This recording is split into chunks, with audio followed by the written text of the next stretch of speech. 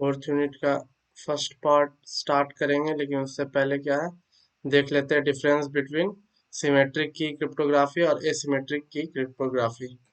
सबसे पहला क्या है, नंबर ऑफ कीज का डिफरेंस होता है।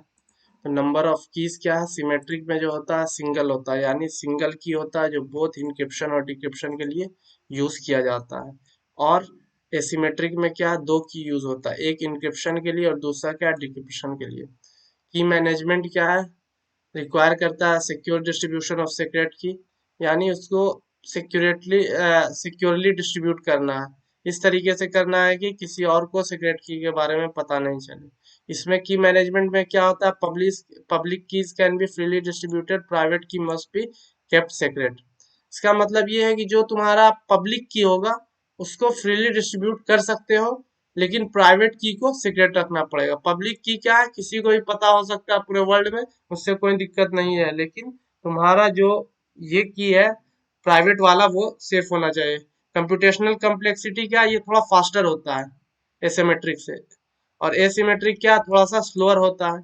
की साइज क्या है, इसका शॉर्टर की लेंथ का होता है 128 टू 56, और इसका क्या है, जो तुम्हारा एसिमेट्रिक होता है उसमें लॉन्गर की लेंथ होता है, यानी 2048 होगा या 3072 बिट्स होगा फॉर इक्विवेलेंट सिक्योरिटी। उसी तरीके का सिक्योरिटी प्रोवाइड करने के लिए एईएस को इतना ज्यादा की का जरूरत पड़ता है, यानी इसका की साइज क्या ज्यादा रहता है। सिक्योरिटी रीजंस क्या है, सिक्योरिटी कंसर्न्स क्या है इसके साथ, की distribution and management are critical and challenging. की जब डिस्ट्रीब्यूट कर रहे हो उसको मैनेज कर रहे हो, ये क्या चैलेंजिंग है कि किसी और दूसरे बंदे को पता ना चले। इसमें क्या, लेस वर्नेबल टू की compromise due the use of separate keys. इसमें अब दो सेपरेट कीज यूज कर रहे हो, प्राइवेट अलग है और पब्लिक अलग है। इससे क्या है, इसका सिक्योरिटी बढ़ जाता है और इसका वल्नरेबिलिटी क्या कम हो जाता है, यानी ये ज्यादा सिक्योर है इसके मुकाबले। यूज केसेस क्या है, commonly used for bulk data encryption such in AES. ये क्या है, जैसे कि एडवांस्ड एन्क्रिप्शन स्टैंडर्ड में यूज होता है तुम्हारा सिमेट्रिक की, बल्क डेटा को एन्क्रिप्ट एक बार में करता है। यूज्ड फॉर की एक्सचेंज, डिजिटल सिग्नेचर, पब्लिक की एन्क्रिप्शन। इसका किसमें, की एक्सचेंज में यूज होता है, और मेन क्या है, डिजिटल सिग्नेचर में यूज होता है, और पब्लिक की को इनक्रिप्ट करने में यूज होता है। स्पीड ऑफ ऑपरेशन क्या है इसका, फास्टर होता है इंक्रिप्शन और डिक्रिप्शन। इसमें इसमें क्या स्लोअर होगा, मैथमेटिकल ऑपरेशन ज्यादा है इसीलिए इसमें। एग्जाम्पल इसका एईएस डीएस है, इसका एग्जाम्पल आरएसए है, ईसीसी है, डीएसए है, ठीक है। और स्केलेबिलिटी क्या होता है, स्केलेबिलिटी इसका जो होता है की distribution become more complex as the number of user increase. जितना ज्यादा यूजर आएगा उससे क्या की डिस्ट्रीब्यूशन इसका मुश्किल होगा, लेकिन ये क्या स्केलेबल होता है लार्ज नंबर ऑफ यूजर्स के लिए, क्योंकि इसके पास यूनिक की पेयर होता है सबके लिए। अब डीईएस और एईएस का डिफरेंस देख लेते हैं। एल्गोरिदम टाइप, ये भी सिमेट्रिक की है, ये भी सिमेट्रिक है।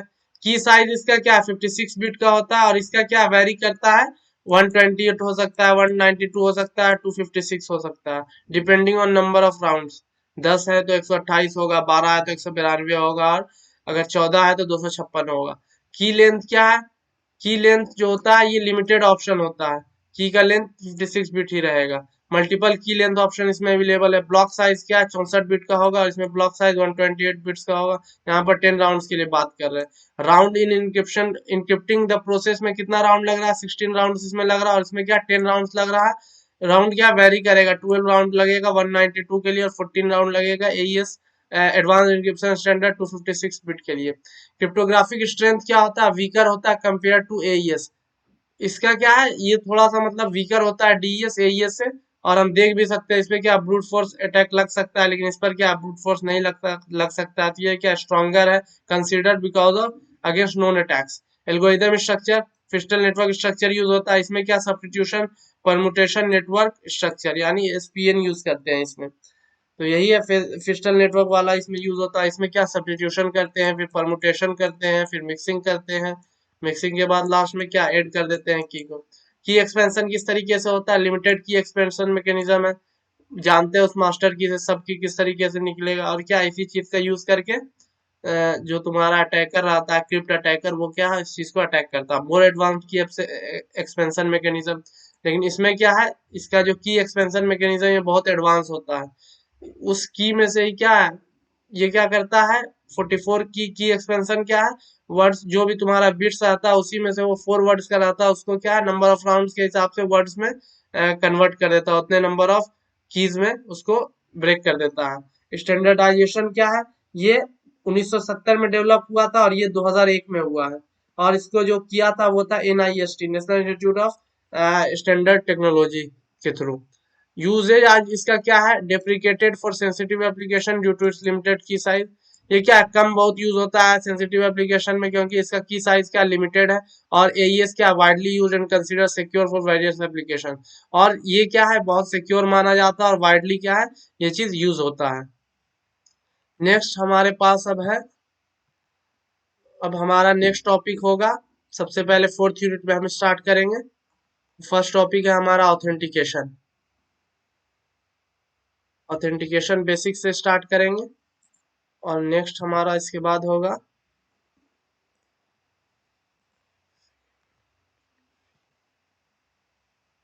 पासवर्ड्स और इसके बाद ऑथेंटिकेशन टोकन।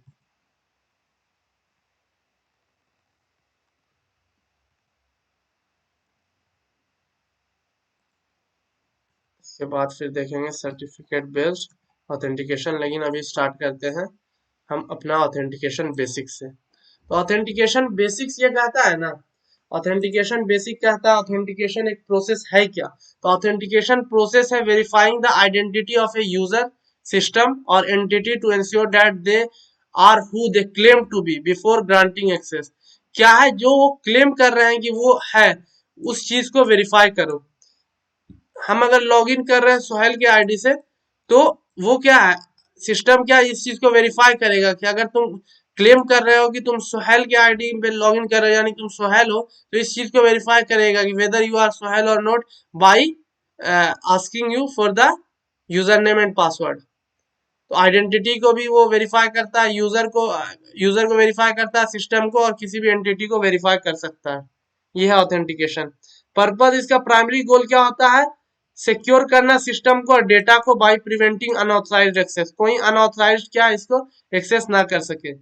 तीसरा है authentication factor. Authentication involve the use of factor such as something the user knows password, something the user has authentication token और smart cards, and something the user is biometrics. इसमें क्या है, बहुत तरीके का authentication factor होता है। कुछ ऐसा फैक्टर होता है जो यूजर जानता है, जैसे वो पासवर्ड जानता है अपना, तो ये चीज यूज करते हैं। और कुछ चीजें ऐसी होती है जो यूजर के पास होती है, जैसे ऑथेंटिकेशन टोकन हो सकता है, स्मार्ट कार्ड हो सकता है, उनका यूज कर सकते हैं। और जो कुछ चीजें ऐसी होगी जो यूजर खुद है, जैसे बायोमेट्रिक्स, फिंगरप्रिंट हो गया बायोमेट्रिक्स में, तुम्हारा फेस स्कैन हो गया बायोमेट्रिक्स में। तो ये क्या है, इसमें तीन तरीके का ऑथेंटिकेशन फैक्टर्स में आ सकता है। पासवर्ड्स हो सकता है, तुम्हारा ऑथेंटिकेशन टोकन्स हो सकता है, स्मार्ट कार्ड हो सकता है, या फिर क्या बायोमेट्रिक्स हो सकता है। मल्टी फैक्टर ऑथेंटिकेशन इसी चीज को कह रहा है। MFA क्या कंबाइन करता है टू और more authentication factor to enhance security, for example requiring both a password and fingerprint scan. तो MFA क्या है, मोर देन वन ऑथेंटिकेशन को ही हम MFA कहते हैं।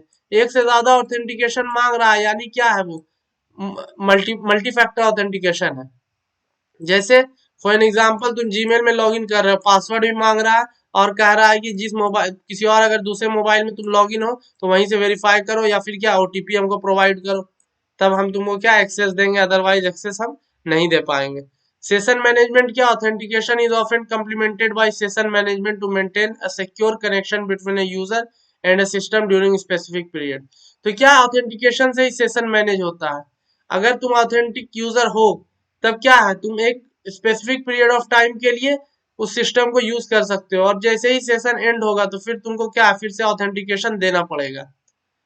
चैलेंज रिस्पॉन्स मैकेनिज्म क्या है, many authentication method use a challenge response mechanism where the user must provide the correct response to a challenge posed by them। Challenge response mechanism ये होता है ना कि यूजर को जो भी चैलेंज देगा सिस्टम, उसको क्या है, उसको उसका करेक्ट रिस्पॉन्स देना पड़ेगा। अगर करेक्ट रिस्पॉन्स दे देता है तब तो वो लॉग इन रहेगा, अदरवाइज क्या लॉग आउट हो जाएगा। फॉर एग्जाम्पल हर 10 दिन में वो तुमसे जो भी चीजें पोस्ट किए हो अपने सिस्टम पे या कुछ वेबसाइट कुछ डेटा तुम डाले हो उस वेबसाइट में, उससे रिलेटेड कुछ क्वेश्चन पूछ देगा वो। अगर वो उसका तुम सही आंसर दे रहे हो तो क्या उसको तुमको रहने देगा, अदरवाइज क्या तुमको वो लॉग आउट कर देगा। ऑथेंटिकेशन प्रोटोकॉल क्या होता है, वेरियस ऑथेंटिकेशन प्रोटोकॉल होता है, जैसे ओ ऑथ होता है, ओपन आईडी कनेक्ट होता है, जो फैसिलिटेट करता है secure authentication web based application में करता है। ठीक है, वेब बेस्ड एप्लीकेशन में हमारे पास प्रोटोकॉल होते हैं, जैसे ओ ऑथ हो गया, ओपन आईडी कनेक्ट हो गया।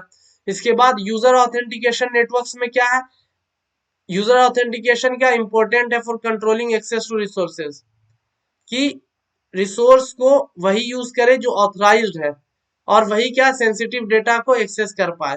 तो यूजर ऑथेंटिकेशन रखा जाता है नेटवर्क्स में। और ऑथेंटिकेशन और ऑथोराइजेशन में डिफरेंस क्या है, ऑथेंटिकेशन क्या करता है, वेरीफाई करता है आइडेंटिटी, और ऑथोराइजेशन क्या डिटरमाइन करता है action is verified user is allowed to perform within a system. तो इसमें क्या चीज है ना, ऑथराइजेशन है, ऑथेंटिकेशन है कि तुम्हारा आइडेंटिटी को वेरीफाई करेगा, ठीक है, और ऑथराइजेशन है कि whether you are entitled to do work और नॉट। फॉर एन एग्जांपल, हम अगर अपने आईडी से लॉगिन कर रहे हैं अपने जीमेल अकाउंट में, तो वहां पर क्या ऑथेंटिकेशन मुझसे मांगा जाएगा कि तुम ये चीज कर सकते हो या नहीं। ऑथराइजेशन क्या है, अगर हम चेंज करना चाहें, अगर हम चाहें कि हम चाहे कि फेसबुक का हम लेआउट चेंज करना चाहते हैं, ये चीज यहाँ पर नहीं रहे, कहीं और पर रहे, या फिर फेसबुक का कलर हम अपने ब्लू नहीं हम पीला करना चाहते हैं, तो यहाँ पर ऑथराइजेशन का मामला आता है कि तुम ये काम कर सकते हो या नहीं। तो हम क्या, ये चीज का अथॉरिटी हम लोग के पास नहीं है कि हम क्या कलर चेंज कर सकते हैं ऐप का, क्योंकि वो क्या डेवलपर के पास ऑप्शन है। तो ये हो गया ऑथोरिटी। तो ये डिफरेंस है ऑथेंटिकेशन और ऑथोराइजेशन में। कंटिन्यूअस ऑथेंटिकेशन क्या होता है, emerging technologies to explore continuous authentication where a user's identity is verified continuously during their interaction with the system, enhancing security। अब continuous authentication नया सिस्टम आया, इसमें क्या है, वो यूजर का आइडेंटिटी को क्या है वेरीफाई करते रहता है, वो किस तरीके से इंटरेक्ट कर रहा है सिस्टम के साथ, इस चीज को देख के। कि कोई बंदा है, वो क्या यूट्यूब चलाता था पहले, यूट्यूब पे फिर सिर्फ वो शॉर्ट्स वीडियो देखता था, अब देख रहा है कोई बंदा कि वो क्या सिर्फ कुकिंग वीडियो देख रहा है, तो सिस्टम को ये मैसेज जाएगा कि क्या है, ये तो एकदम मतलब अपोजिट काम कर रहा है, मतलब एक हुआ कि एक दो वीडियो देखना, एक हुआ कि मतलब स्पोर्ट्स को बिल्कुल छोड़ दिया। तो इससे क्या है, हो सकता है यहाँ पर सिस्टम क्या है, उसके सामने एक चैलेंज पोज कर दे, उसको बोले कि तुम अपने आप को वेरीफाई करो फिर से, मल्टी फैक्टर ऑथेंटिकेशन से अपना पासवर्ड डालो, अपना ओटीपी फिर से डालो, जिससे क्या है सिस्टम को पता चले कि हाँ ये वही यूजर है। तो ऑथेंटिकेशन का मतलब यही है, इंश्योर करना कि सही आदमी क्या सिस्टम को एक्सेस कर रहा है, जिससे क्या है किसी तरीके का डेटा ब्रीच ना हो, किसी तरीके का डेटा के साथ मतलब कंप्रोमाइजेशन ना हो। तो ये चीज है इसमें ऑथेंटिकेशन में। नेक्स्ट है हमारा पासवर्ड। पासवर्ड का डेफिनेशन है, ये सीक्रेट कैरेक्टर भी होता है, सीक्रेट कैरेक्टर स्ट्रिंग्स होता है, सिर्फ सीक्रेट कैरेक्टर नहीं कह सकते इसको, सीक्रेट की तुम कह सकते हो पासवर्ड को, सीक्रेट की कह सकते हो, या फिर secret character strings. Strings use कर रहे हैं क्योंकि इसमें क्या हम नंबर्स भी यूज कर सकते हैं, और इसके अलावा हम डिफरेंट कैरेक्टर्स यूज कर सकते हैं, अल्फाबेट्स यूज कर सकते हैं, तो इसके लिए हम एक वर्ड जो है वो स्ट्रिंग्स यूज कर सकते हैं। और ये पासवर्ड जो सीक्रेट की या सीक्रेट कैरेक्टर स्ट्रिंग्स होता है, वो किस चीज के लिए यूज होता है, यूजर को ऑथेंटिकेशन के लिए यूज होता है, जो अभी हम लोग पढ़े थे। They serve as a knowledge factor in the authentication process. ये क्या है, एक नॉलेज फैक्टर की तरह ऑथेंटिकेशन प्रोसेस में काम करता है। स्ट्रॉन्ग पासवर्ड का क्या फायदा होता है, स्ट्रॉन्ग पासवर्ड क्या एसेंशियल होते हैं सिक्योरिटी के लिए, as they resist brute force attacks and unauthorized access attempts. तो स्ट्रॉन्ग पासवर्ड क्या करते हैं, ये बहुत ही इंपॉर्टेंट होते हैं सिक्योरिटी के लिए, क्योंकि ये रेसिस्ट करते हैं, यानी ब्रूट फोर्स अटैक को क्या होने से रोकते हैं, और कोई भी अनऑथराइज्ड एक्सेस अटेम्प्ट को रोकते हैं। अब कुछ कॉमन पासवर्ड्स होता है, अगर तुम अपने स्ट्रॉन्ग पासवर्ड नहीं रखोगे, कुछ भी कॉमन पासवर्ड रख दोगे, तो क्या कोई भी बंदा उसको क्या आसानी से एक्सेस कर लेगा। कॉमन पासवर्ड क्या होता है, कॉमन पासवर्ड होता है 1 से 8 तक। ए के साथ तुम क्यू के साथ 1 लिखोगे, Q1 W2 E3 इस तरीके का, या फिर ईयर का नाम 2003 लिख सकते हो, या फिर तुम पासवर्ड में कुछ भी रख सकते हो, हाउ आर यू, ये सब क्या है बहुत कॉमन पासवर्ड। ईयर का नेम हो गया, माइक्रोसॉफ्ट हो गया, गूगल हो गया, ये सब क्या बहुत कॉमन पासवर्ड है, क्योंकि आदमी गलती क्या करता है, जो वेबसाइट यूज करता है उसी का पासवर्ड रख देता है कि हमको क्या बाद में आसानी होगा, लेकिन उसको ये नहीं पता होता है कि कोई बंदा भी क्या इस चीज को डाल के उसके अकाउंट को एक्सेस करके उसमें चेंजेस कर सकता है।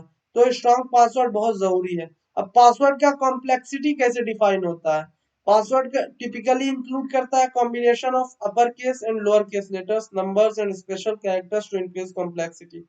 अब सिंपल पासवर्ड क्या होगा, सिर्फ नंबर तुम ले सकते हो, या सिर्फ तुम अल्फाबेट्स ले सकते हो, हमको नहीं लगता है कोई ऐसा बंदा होगा जो स्पेशल कैरेक्टर में सिर्फ पासवर्ड लिखता होगा, कोई नहीं लिखता। मेनली आदमी नंबर या अल्फाबेट क्यों ले रहा है? क्योंकि ये ईज ऑफ रिमेम्बरिंग उसको देता है, आसानी से क्या है, इन सब चीजों को वो याद रख सकता है, इसीलिए वो क्या है, पासवर्ड को उस तरीके से रख रहा है। तो जितना हम कॉम्बिनेशन ऐड करेंगे उससे उतना ही क्या है, परमुटेशन उसका करना, उसको क्या likelihood of breaking that password, ये क्या हार्ड हो जाएगा। तो इसीलिए पासवर्ड कॉम्प्लेक्सिटी जरूरी है पासवर्ड को, मतलब ब्रूट फोर्स अटैक वगैरह को रेसिस्ट करने के लिए। पासवर्ड हैशिंग क्या होता है? Strong password in plain text is a security risk. Instead system use cryptographic hash functions to store password hashes, enhancing security. अब जो हमारा सिस्टम होता है ना, जैसे हम कोई वेबसाइट पे गए, हम लॉगिन किए, तो ये हमारे लिए पासवर्ड है, यूजर नेम, और हमारे लिए ये पासवर्ड है। कुछ भी नंबर हो सकता है, जैसे गूगल हमारे लिए पासवर्ड है।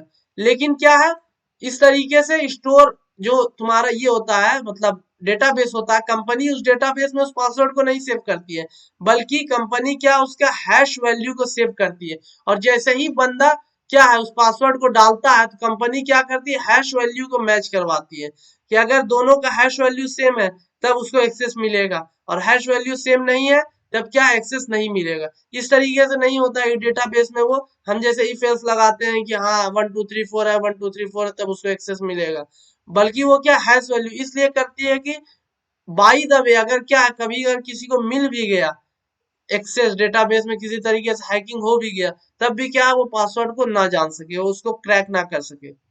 पासवर्ड पासवर्ड पॉलिसीज क्या होती है? Organization implement password policies to enforce rules regarding password length, complexity and expiration to maintain a secure environment. अब पासवर्ड पॉलिसीज ये होती है ना, कि एक बंदे ने एक पासवर्ड रखा, तो पासवर्ड में चांसेस ये है कि हो सकता है इसके जैसा कहीं और रखा होगा, या फिर कहीं और लिख दिया होगा, या फिर किसी को बता दिया होगा। तो पासवर्ड पॉलिसी में कंपनियां क्या करती है कि या तो उसके लिए कुछ रूल्स एंड रेगुलेशन रखती है कि तुम क्या, सबसे पहले तो इसमें कॉम्बिनेशन तुम यूज करोगे सबका, special character, upper case, lower case, numerals.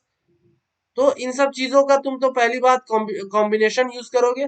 उसके बाद भी जो ज्यादा मतलब ये होती है, बहुत सेंसिटिव इंफॉर्मेशन होगी, उसमें क्या है, वो एक टाइम बाउंड पॉलिसी लगा देगी कि एक्सपायर हो जाएगा तुम्हारा पासवर्ड इतने दिन में, उसके बाद फिर से तुमको अपना पासवर्ड बनाना पड़ेगा। फॉर एन एग्जाम्पल ये चीज होता है बैंक एप्लीकेशन में। बैंक एप्लीकेशन में ये चीज इसलिए करते हैं बैंक वाले कि कोई दूसरा बंदा तुम्हारा एक्सेस ना कर सके अगर तुम फ्रीक्वेंटली पासवर्ड चेंज करोगे, कि अगर किसी को पुराना पासवर्ड पता भी चल गया तब भी क्या वो एक्सेस ना कर सके इस चीज को। तो उसमें 1 महीना, 2 महीना या 3 महीना का क्या टाइम बाउंड रहता है, जिसमें क्या हर बार तुमको पासवर्ड चेंज करना पड़ेगा और तुम पुराना पासवर्ड नहीं यूज कर सकते हो। पासवर्ड मैनेजर्स क्या होते हैं? Password managers help user generate, store and manage complex password securely, reducing the need for users to remember multiple password। अब पासवर्ड मैनेजर क्या होते हैं ना, ये एक तरीके के एप्लीकेशन होते हैं या एक्सटेंशन होते हैं जो क्या है जनरेट करने में आसान करते हैं। अब क्योंकि करोड़ों वेबसाइट्स हैं, या फिर लाखों तो नहीं लेकिन 100 वेबसाइट एक बंदा यूज करता है, अब वो चाहता है कि उस 100 पासवर्ड 100 बंदे का क्या है, 100 अकाउंट का उसको पासवर्ड बनाना पड़ेगा, उसको पासवर्ड याद रखना पड़ेगा, तो वो नहीं चाहता ये चीज। तो जब वो ये चीज नहीं चाहता है तो इसके लिए वो क्या करेगा कि इसके लिए वो एक पासवर्ड मैनेजर यूज करेगा। पासवर्ड मैनेजर क्या करेगा, पासवर्ड मैनेजर उसके लिए इस चीज को आसान बना देगा। आसान इस तरीके से बनाएगा कि वो जनरेट भी करेगा, स्टोर भी करेगा और मैनेज भी करेगा, और इससे यूजर को ये चीज याद रखने की जरूरत नहीं पड़ेगी। ठीक है। अब ये है कि अब लेकिन इस पे भी डिपेंड करता है कि पासवर्ड मैनेजर कितना सिक्योर है, वो किस तरीके से डेटा को स्टोर कर रहा है, और क्या उसमें किसी तरीके का सिक्योरिटी ब्रीच ना हो, वो किसी तरीके का ये ना करे, बाद में कंप्रोमाइज ना करे तुम्हारे डेटा के साथ किसी के बेच वेच के। नेक्स्ट है password reset mechanism. Secure password reset mechanism often involving additional verification step help users regain access to their account if they forgot their password. अब पासवर्ड बनाया तो क्या आदमी भूल भी सकता है, और जब भूलेगा तो इसके लिए क्या एडिशनल वेरिफिकेशन मांगा जाता है, जब कोई बंदा पासवर्ड भूल जाता है और नया पासवर्ड सेट करना चाहता है। ये इसलिए कि हो सकता है कोई मतलब थर्ड पार्टी क्या है, थर्ड पार्टी उसको एक्सेस करना चाहता हो, उसके पास शायद कुछ उसको पता चल गया होगा कोई एक इन्फॉर्मेशन, उससे चाह रहा हो कि पासवर्ड क्या चेंज कर दे, तो यहाँ पर एक्स्ट्रा वेरिफिकेशन मांगा जाता है, स्टेप्स होता है जो मांगा जाता है यूजर से, सो दैट सिस्टम क्या आइडेंटिफाई करे कि क्या only authorize person is enable to change their passwords. 2FA क्या होता है? Two factor authentication. Two factor authentication ये होता है कि इसमें 2 टाइम्स तुमको ऑथेंटिकेट करना पड़ता है। इसमें एक टेम्पोररी कोड हो सकता है जो सेंड आएगा तुम्हारे मोबाइल डिवाइस में, other than password.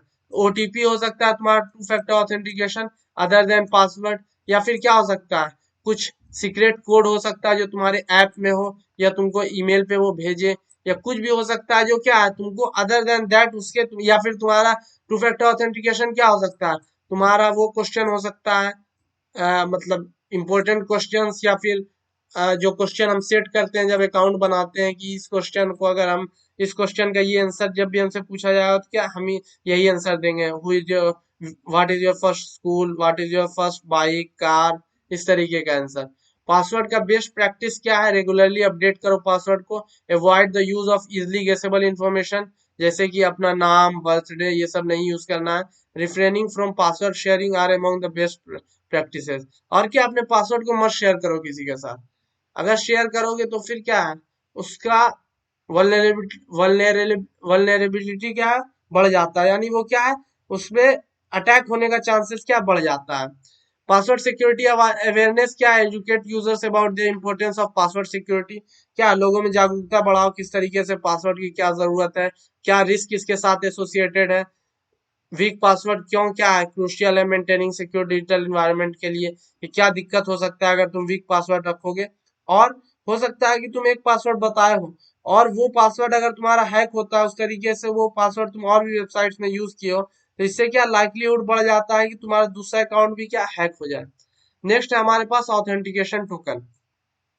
Authentication token क्या होता है? फिजिकली या डिजिटल डिवाइसेस होता है जो स्टोर करता है authentication information and are use to prove the identity of a user. ये क्या करता है? प्रूव करता है आइडेंटिटी ऑफ ए यूजर। तो ये क्या होता है? फिजिकल या डिजिटल डिवाइसेस हो सकता है जो ऑथेंटिकेशन इंफॉर्मेशन को स्टोर करता है। इसमें टोकन्स हो सकता है, कोड्स हो सकता है, जो क्या उस चीज को तुम यूज करके क्या है, तुम अपने आप को ऑथेंटिकेट कर सकते हो। For example type of authentication token में हार्डवेयर बेस्ड हो सकता है जैसे स्मार्ट कार्ड या यूएसबी टोकन, या सॉफ्टवेयर बेस्ड हो सकता है जैसे virtual token generated by apps. तो फिजिकल डिवाइसेस में क्या है ना, यूएसबी टोकन ऑथेंटिकेशन ये होता है, एक तुम्हारे पास यूएसबी अवेलेबल रहता है, उस यूएसबी को जब तुम डालोगे तभी तुम ऑथराइज्ड माने जाओगे, अदर देन पासवर्ड। पासवर्ड डालने के बाद भी यूएसबी तुमको डालना ही पड़ेगा, जिसको ज़ूकी वगैरह कहते हैं। अगर वो तुम नहीं डालोगे तो तुम क्या ऑथराइज नहीं हो सिस्टम को यूज करने के लिए। और जो तुम्हारा सॉफ्टवेयर बेस्ड होगा वो क्या ऐप से जनरेट होगा। One time password, one time password क्या है? वन ही टाइम पासवर्ड होता है। 5 उसका कुछ टाइम वैलिडिटी होता है, उसके बाद क्या है, एक्सपायर हो जाता है, वही चीज लिखा है। Single sign, single login session या ट्रांजेक्शन के लिए यूज होता है। मैनी ऑथेंटिकेशन टोकन जनरेट करते हैं क्या, one time password. Token authentication process किस तरीके से काम करता है? यूजर यूजर क्या करता है, टिपिकली इंटर करता है combination of the standard credentials like usernames along with the OTP generated by the token to complete the authentication process। इसमें होता क्या है कि जैसे अपना पासवर्ड डाला साथ में ओटीपी डाला, तब जाके ये पूरा प्रोसेस क्या कंप्लीट होगा, अदरवाइज क्या ये इनकम्प्लीट रहेगा और उसको एक्सेस नहीं मिलेगा। टोकन ऑथेंटिकेशन प्रोसेस यही हो गया। टाइम सिंक्रोनाइज टोकन्स का क्या, some token synchronize their internal clocks with a server to generate time based OTPs providing an additional layer of security। Time synchronize का मतलब क्या है ना, अपने सर्वर जहां से वो जनरेट हुआ वहां पर से क्या है, वो उसके साथ टाइम लिंक्ड रहता है। और जैसे ही उस सर्वर में अगर 10 मिनट के लिए ओटीपी है, और उस सर्वर में जैसे ही वो 10 मिनट का टाइमिंग खत्म होगा, उसके बाद उस ओटीपी का वैल्यू क्या जीरो हो जाएगा, वो इनवैलिड हो जाएगा ओटीपी। उसके बाद क्या है, उसको कितना भी यूज कर लो वो कोई काम का नहीं है। एडवांटेज क्या होता है ऑथेंटिकेशन टोकन का? ऑथेंटिकेशन टोकन इनहेंस करता है security by adding a second factor to the authentication process, making it more difficult for unauthorized access to gain access. ये क्या है, और ज्यादा मुश्किल है। एक तो तुमको पासवर्ड पता करना है, दूसरी चीज तुमको ऑथेंटिकेशन फैक्टर भी पता करना है कि किस चीज से ये टूट सकता है और वो चीज रखा हुआ कहाँ है। यूएसबी हो गया या स्मार्ट कार्ड हो गया, या वो जो इस ऑथेंटिकेशन टोकन जो ऐप से जनरेट हुआ वो किस जगह पे उसको मिलेगा। तो ये ऑलमोस्ट इनएक्सेसिबल हो जाता है लोगों के लिए क्रैक करना। Securing remote access. Tokens are commonly used for secure remote access such as virtual private networks और online banking application. Securing remote access में क्या है, इसका ज्यादा यूज होता है क्योंकि ये क्या है, सिक्योर कर देता है रिमोट एक्सेस। जब तुम क्या है, बाहर से एक्सेस करना चाहते हो किसी चीजों को, जैसे तुम वीपीएन यूज कर रहे हो या ऑनलाइन बैंकिंग एप्लीकेशन यूज कर रहे हो, वहां पर क्या है, तुम्हारा लोकेशन चेंज हो जाता है, तो तुम क्या करते हो वहां पर तुमसे दोबारा ऑथेंटिकेशन इसलिए मांगा जाता है, सो दैट वो क्या वेरीफाई करे कि ऑथराइज्ड यूजर ही इस चीज को यूज कर रहा है। तो तुम्हारे लिए क्या है, तुम्हारे लिए चीजें क्या आसान हो जाएगी, लेकिन कंपनी को भी क्या है, लॉस नहीं होगा इस चीज से कि हाँ, मतलब किसी तरीके का दिक्कत हो रहा है यूजर के इसमें।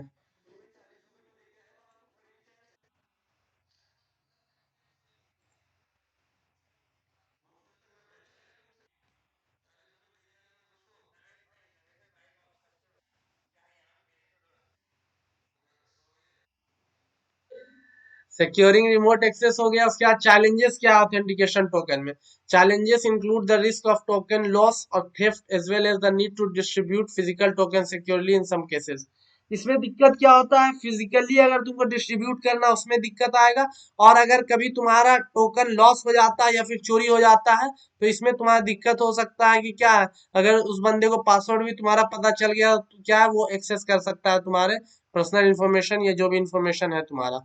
इसके बाद बायोमेट्रिक टोकन क्या होता है, some token incorporate biometric features combining something the user knows the token with something the user is biometrics for multi factor authentication. अब कुछ चीजें क्या होती है कि तुमको उसमें और एक्स्ट्रा फीचर डाल दिया जाता है, कि जैसे पासवर्ड डाला साथ में, उसके पास टोकन है, उसने टोकन डाला, उसके साथ क्या है, बायोमेट्रिक्स भी डाल देता है, तो ये क्या पूरा डेडली कॉम्बो बन जाता है जो कि एकदम टूट नहीं सकता। क्योंकि ये कब हो सकता है, जब उसका तुमको हर चीज पता, और वो बंदा को क्या है, तुम फोर्स करो अपना बायोमेट्रिक्स देने के लिए भी, कि वो क्या अपना फिंगरप्रिंट डाले या फिर अपना फेस वहां पर स्कैन करवाए, तभी वो एप्लीकेशन क्या है, खुलेगी।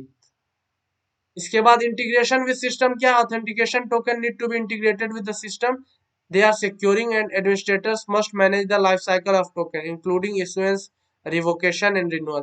इसमें क्या है, इसको सिस्टम के साथ इंटीग्रेट करना पड़ेगा, और जो भी एडमिनिस्ट्रेट कर रहा है उस सिस्टम को, उसको क्या है, इशू करना पड़ेगा, उसके लाइफ साइकिल ऑफ टोकन को देखना पड़ेगा कि कितने दिन में टोकन को रिन्यू करना है, कब इशू करना है, और अगर कोई टोकन थेफ्ट हो गया है, चोरी हो गया है, या फिर क्या वो क्या लॉस हो गया तो उसको क्या रिवोक करना है, यानी कैंसिल करना है।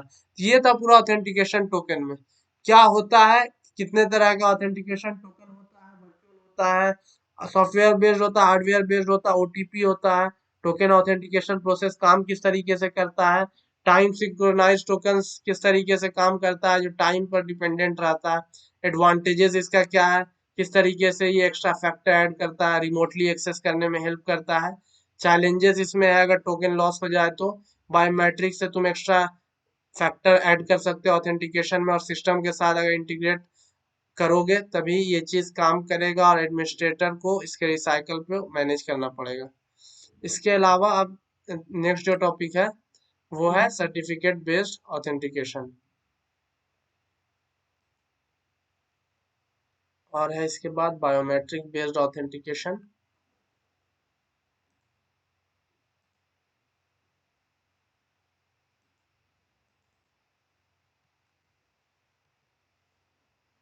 ये आ गया बायोमेट्रिक बेस्ड ऑथेंटिकेशन।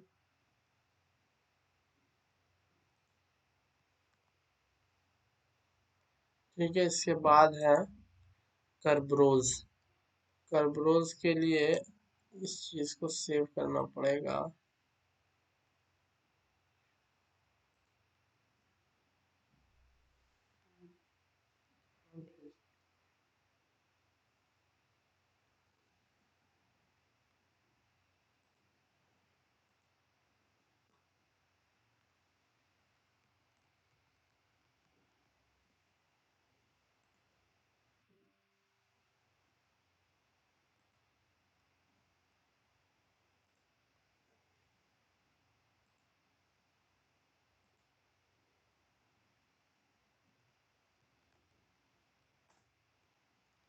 ठीक है, यहाँ से ये पीडीएफ भी आ गया करब्रोज वाला, इसको भी देख लेंगे। चलो तो आगे बढ़ते हैं, कहाँ पर हम लोग थे, सर्टिफिकेट, सर्टिफिकेट बेस्ड वाले में। तो अब हम लोगों ने सिंपल ऑथेंटिकेशन टोकन देख लिया किस तरीके से जनरेट होता है, क्या काम करता है, क्या चैलेंजेस वगैरह उसमें थे। सर्टिफिकेट बेस्ड ऑथेंटिकेशन इन्वॉल्व करता है use of digital certificate to verify the identity of a user, device और system during the authentication process. Certificate based क्या है ना, डिजिटली। अब तुमको टोकन कुछ नहीं देना है, अब हर चीज क्या डिजिटली होगा। तुम क्या किसी को डिजिटली दोगे टोकन या सर्टिफिकेट, और उस सर्टिफिकेट जिसके पास भी रहेगा उसको तुम वेरीफाई कर सकते हो whether it is genuine, whether it is authenticated, whether it is a genuine user और इट्स अ फेक वन। तो इस चीज को तुम इससे पता करोगे। डिजिटल सर्टिफिकेट होता अब क्या है, डिजिटल सर्टिफिकेट्स जो होते हैं वो होते हैं क्रिप्टोग्राफिक क्रेडेंशियल्स होते हैं that bind the identity of an entity to a public key. तो ये क्या करते हैं, कुछ क्रिप्टोग्राफिक इंफॉर्मेशन होते हैं जो क्या है, इसमें बाइंड किस क्या क्या करते हैं, बाइंड करते हैं आइडेंटिटी ऑफ एंटिटी, यानी यूजर का एंटिटी को बाइंड करेंगे, और साथ में पब्लिक की को क्या है उसमें बाइंड कर देते हैं। तो ये तीनों चीज मिलके क्या है डिजिटल सर्टिफिकेट को बनाती है। ये बनता है डिजिटल सर्टिफिकेट, तुम्हारा क्रिप्टोग्राफिक क्रेडेंशियल्स होगा, यूजर का क्रेडेंशियल्स होगा, और उसमें क्या है एक की रहेगी।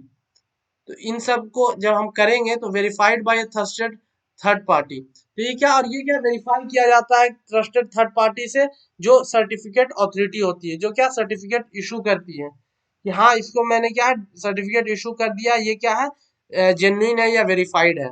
तो इसमें क्या है पीकेआई यूज होता है, public key infrastructure. Certificate based authentication relies on PKI where digital certificate are issued, distributed and verified to establish secure connection.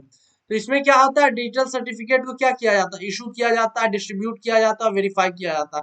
तो पब्लिक की इंफ्रास्ट्रक्चर कहाँ यूज होता है, पब्लिक की इंफ्रास्ट्रक्चर तुम्हारा सेट में यूज होता है, सिक्योर इलेक्ट्रॉनिक ट्रांजेक्शन में, जहां पर मर्चेंट को क्या एक डिजिटल सर्टिफिकेट दिया जाता है। डिजिटल सर्टिफिकेट कौन देती है, बैंक देती है, कि वेरीफाई कर पाए कि ये मर्चेंट क्या है, मर्चेंट क्या है तुम्हारा जेन्युइन मर्चेंट है।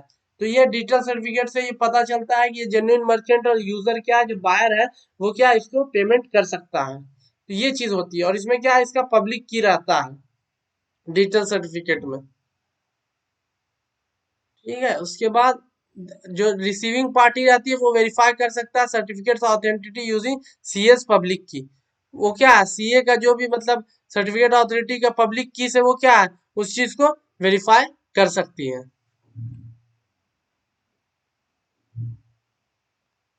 उसके बाद है म्यूचुअल ऑथेंटिकेशन। तो बायर और सेलर वाले में इसी चीज का यूज होता है पीकेआई का ही, जब वहां पर मर्चेंट को वेरीफाई करना होता है। म्यूचुअल ऑथेंटिकेशन क्या होता है, certificate based authentication enables mutual authentication where both parties verify each other's identity using their digital certificate.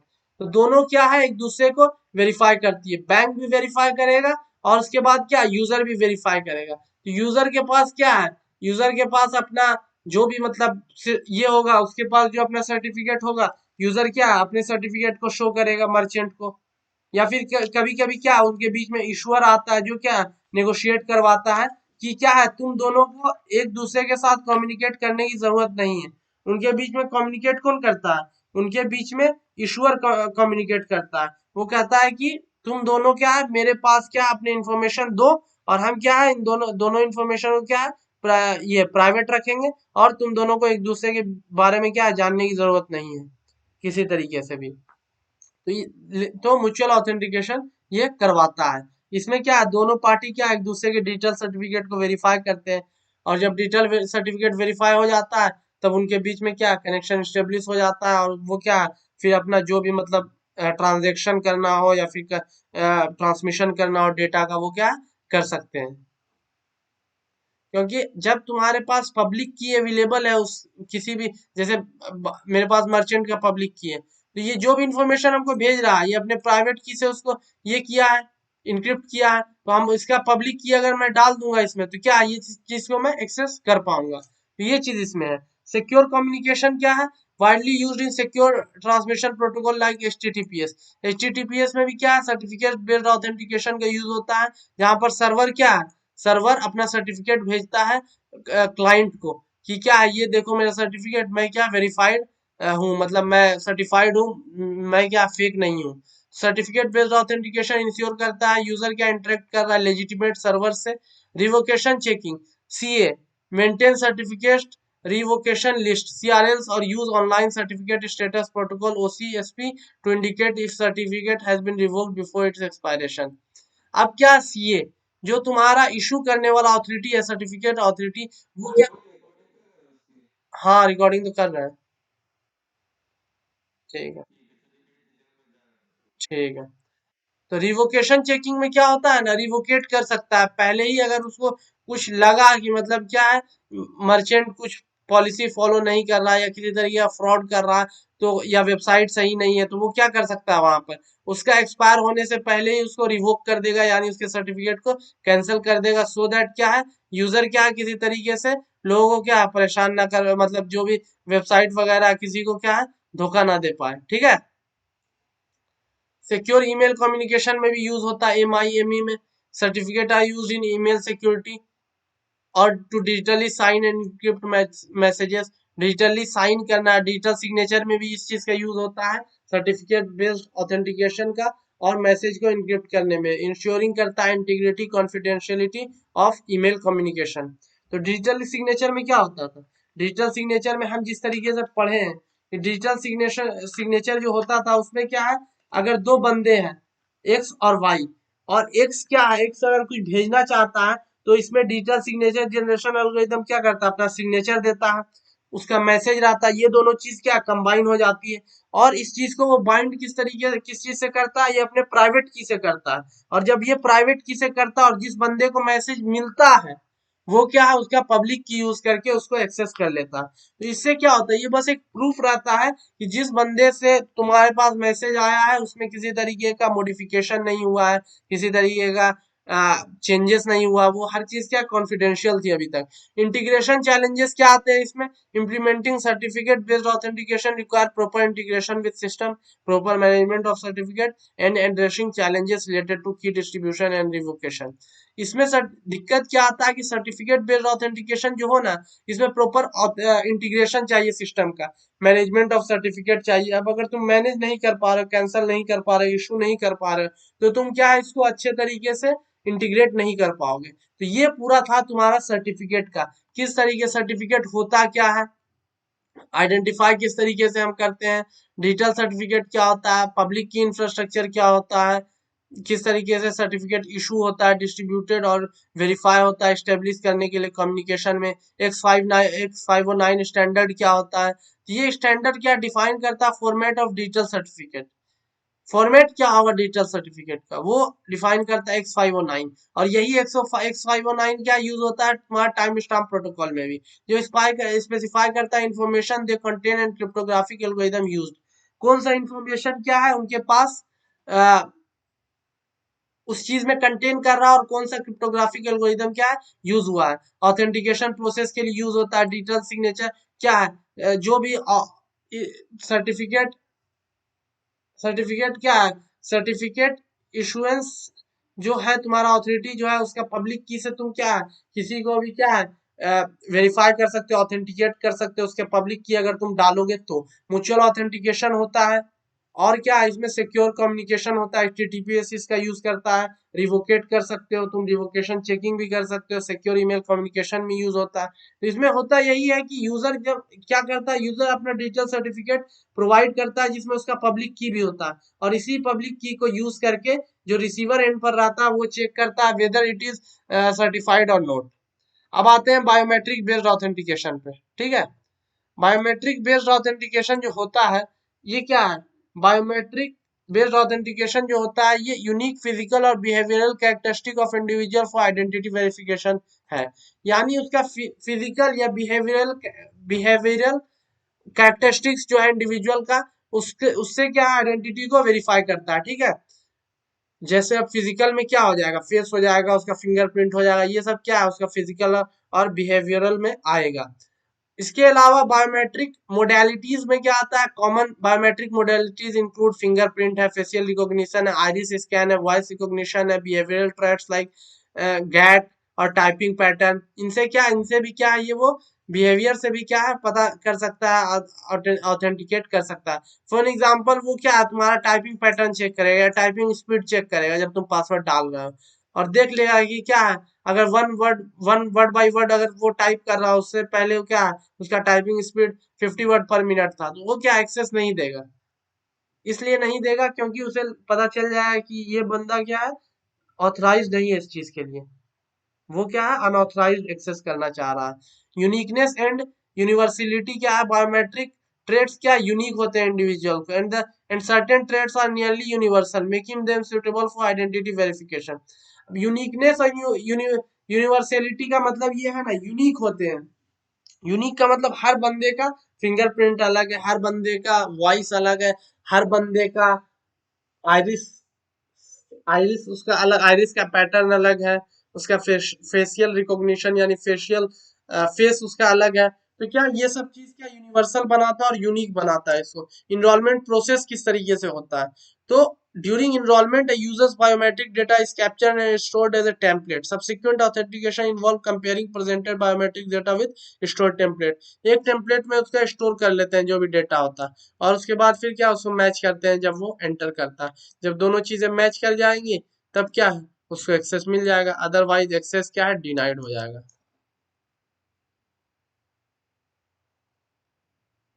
False acceptance and false rejection rate, इसमें थोड़ा सा प्रॉब्लम ये है कि फॉल्स एक्सेप्टेंस भी हो जाता है कभी कभी। क्या है, फोटो पर भी ये काम करने लगता है, जैसे तुम्हारा फेशियल रिकॉग्निशन है और उसको तुम उसको ट्रेन अच्छे से नहीं किए हो, तो क्या वो फोटो को भी एक्सेस करके उसको एंट्री दे देगा। और कभी कभी क्या है, तुम हो रात में क्या है, कभी कभी अच्छे से काम नहीं करेगा नाइट मोड में, तो ये चीज होता है।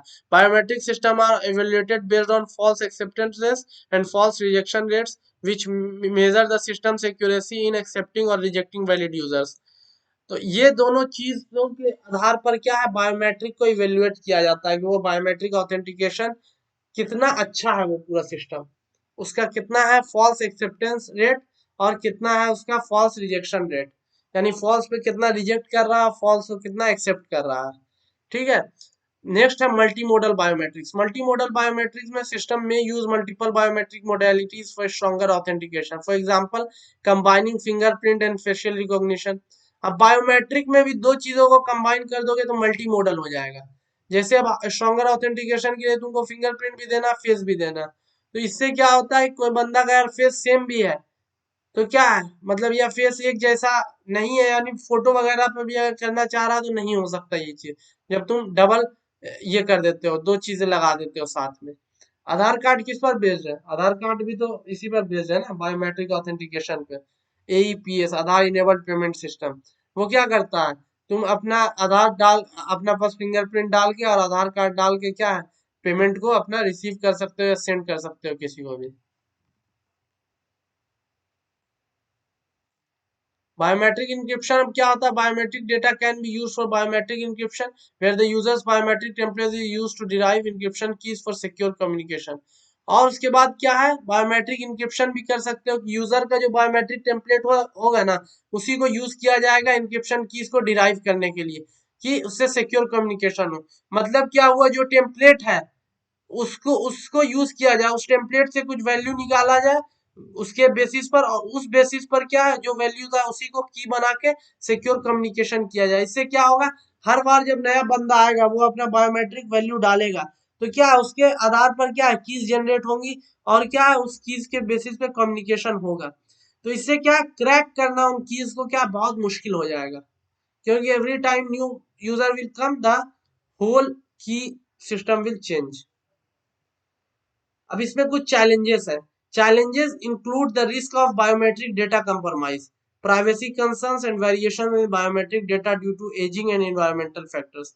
इसमें क्या रिस्क हो सकता है बायोमेट्रिक डेटा कंप्रोमाइज का, कि तुमको शेयर करना पड़ सकता है अपना फेस वगैरह, बहुत बंदे ने चाहते हैं कि हम यार शेयर करना चाहते हैं, या कभी वहां से कंप्रोमाइज हो जाए या लीक हो जाए या हैक हो जाए, प्राइवेसी कंसर्न्स होता है। या फिर क्या है, ड्यू टू एजिंग, एज के साथ तुम्हारा फेस चेंज हो जाए तो उसमें दिक्कत करे फेशियल रिकॉग्निशन में, या इन्वायरमेंटल फैक्टर्स के साथ तुम ज्यादा काम करते हो तो उससे क्या है तुम्हारे फिंगरप्रिंट्स में क्या है कुछ चेंजेस आ जाए, या फिर क्या है वो फेड हो जाए, तो उससे क्या है इन सब चीजों पे ये काम नहीं कर पाएगा। Integration in devices. Biometric authentication is integrated into various devices, including smartphone, laptops, and access control system, enhancing security and user convenience. इसको जब इंटीग्रेट कर देते हो तो तुम इसको हर जगह कर सकते हो, सिस्टम्स में, मोबाइल्स में, लैपटॉप्स में, और क्या यूजर को कन्वीनियंस, यूजर के लिए आसानी ये कर देता है हर चीज में। कंटिन्यूअस ऑथेंटिकेशन का मतलब क्या है? Some system use continuous biometric authentication, continuously verifying the user's identity throughout a session, providing an added layer of security।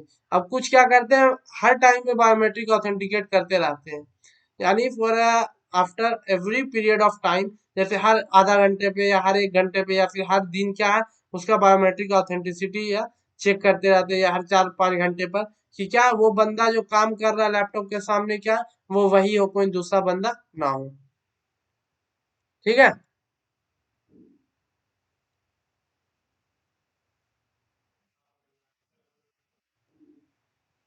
कैरब्रोज, क्या कैरब्रोज नहीं आया, ये कैसे हो गया यार? डाले तो वही है, कैरब्रोज के आगे की डिस्ट्रीब्यूशन सेंटर था, तो ऐसे कैसे हो गया? एक सेकंड, ये 4 ही पेज का कैसे आया? यहाँ 8 पेज दिखा रहा है।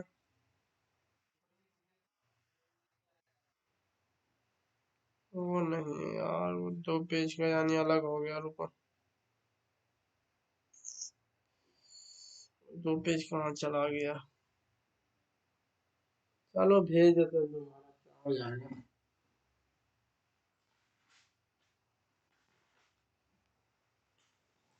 सेकंड में फोर्स कर खींच लेते हैं। एक ही पेज का है।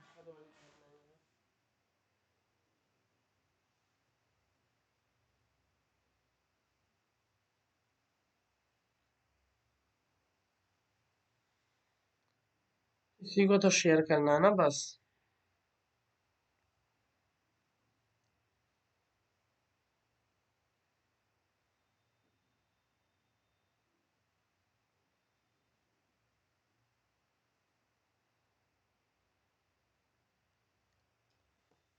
रैंक कैरब्रोज, यहाँ पर गए डॉट स्कैनर पे, ये 1 पेज इसका सेव किया, इसको कर्व 2 के नाम से सेव किए, और वन नोट में यहाँ पर पेन।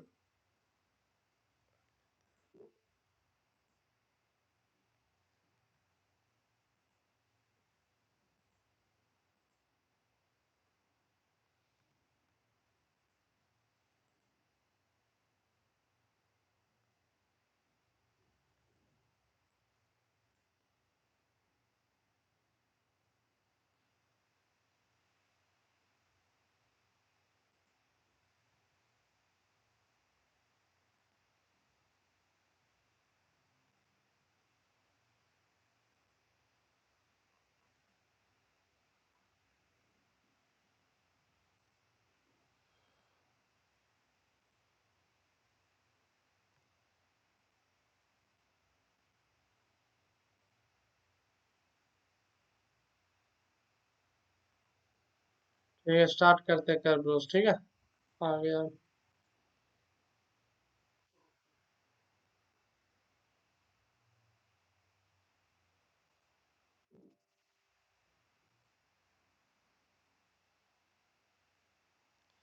ये है कैरब्रोज, और हल्का सा मीट पे इसको एक मिनट इसे चैट जीपीटी पे चेक कर लिया जाए, तो यहाँ से ले लेते हैं।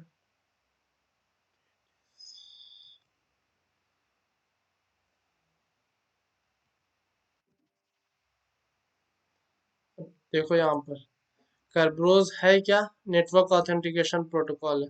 दो एंटिटी के बीच में अगर कुछ भी डाटा ट्रांसमिशन हो रहा है, कुछ भी हो रहा है, ठीक है, कनेक्शन जब एस्टेब्लिश किया जा रहा है, तो उन दोनों को क्या है, वो ये ऑथेंटिकेट करेगा कि ये दोनों बंदे क्या ऑथराइज्ड है या नहीं उस चीज के लिए, और अगर है यानी दोनों जेन्युइन है या नहीं, लेजिटिमेट है या नहीं, और नहीं है तो क्या है, उन दोनों को क्या है, वो कनेक्शन को एस्टेब्लिश करने नहीं देगा। ठीक है। क्लाइंट सर्वर आर्किटेक्चर होता है, इसमें क्लाइंट रहता है और एक सर्वर रहता है। ठीक है, इस चीज पर ये बेस्ड है। सिमेट्रिक की, सिमेट्रिक की यूज होता है कर्ब्रोज में, यानी इंक्रिप्शन के लिए भी सेम की होता है, डिक्रिप्शन के लिए भी। थर्ड पार्टी जरूरत होता है इसको केडीसी के लिए, की डिस्ट्रीब्यूशन सेंटर के लिए, और ये चेक करता है whether the user is genuine और नॉट। ठीक है। अब ये है इसका फिगर, इसको समझो किस तरीके से काम होता है। ठीक है, तुमको यहाँ पर यूजर दिख रहा होगा, ठीक है, और यहाँ पर सर्वर भी दिख रहा है अपोजिट एंड पर। यूजर और सर्वर जो है वो किस तरीके से एक दूसरे को ये पूरा नेटवर्क ऑथेंटिकेटेड होगा, ये देखो। सबसे पहले यूजर क्या है, कीज की जरूरत पड़ेगी यूजर को, तो ये जाएगा केडीसी के अंदर, यानी की डिस्ट्रीब्यूशन सेंटर के पास, और वो आस्क करेगा कीज के लिए। केडीसी क्या है, इस रिक्वेस्ट को ऑथेंटिकेशन सर्वर के पास भेजेगा। ऑथेंटिकेशन सर्वर क्या है, टिकट को जनरेट करेगा, लेकिन वो क्या इनक्रिप्टेड फॉर्म में रहेगा। ठीक है, यूजर क्या करेगा, उसको डिक्रिप्ट करेगा और उसको हैश कोड मिलेगा, और हैश कोड फिर क्या ऑथेंटिकेशन सर्वर के पास जाएगा।